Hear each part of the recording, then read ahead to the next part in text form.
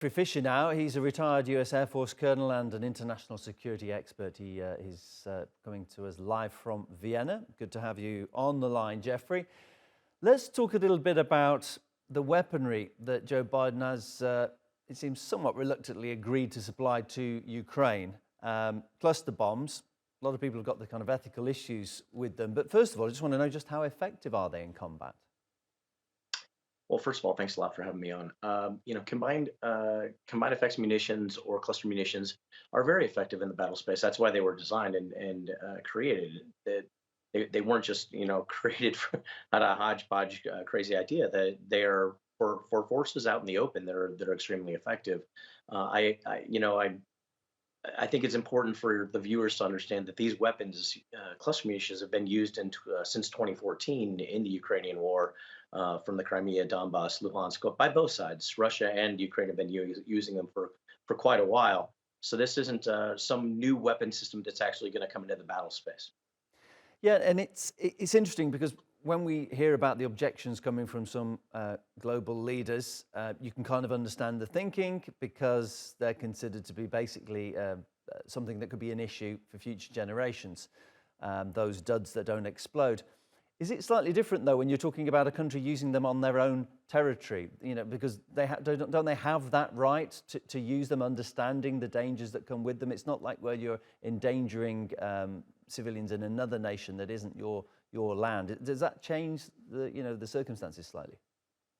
Yeah, I think it does change the dynamics, right? And I think that, it's very easy for nations that are at peace to look through rose-colored glasses at a nation that is struggling for its very existence.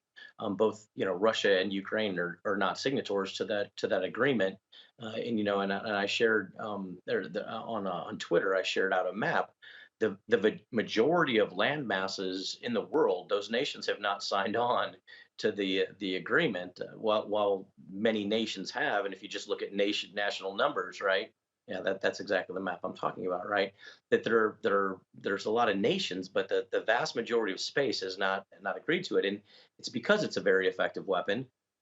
It's War is grotesque, war is abhorrent, and I understand a lot of people don't like that, but this is Ukraine's choice, and it is their own territory, just as you said.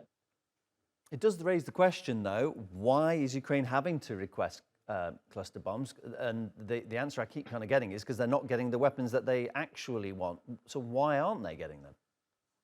Yeah, so I didn't have cluster munitions on my bingo card this year or this month, so that surprised me a little bit too, right? I think when you hear Ukraine talk, they ask for F-16s and they're asking for ATACMs, and they didn't get either one of those in this most recent weapons package. The other thing that kind of surprises me, because your previous guest, we just talked about Joe Biden and going to the NATO summit.